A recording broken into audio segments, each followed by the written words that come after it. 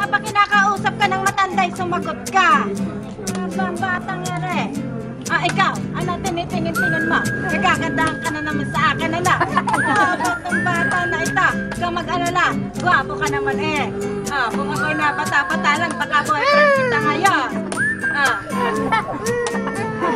Kung makatawa naman ito, kung makatawa naman ito. Kaya binibidyoan kayo ngayon, kala nyo Wala, hindi ka...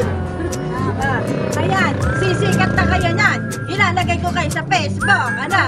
Kwento po kay Lola. Ano? Kwento. Ay, ako magkwenta. Lalo na kung ikaw ang kukwentohan ko. Ano yung book na bilis? Book, libro, ibig sabihin, libro. Hanapin mo yung libro.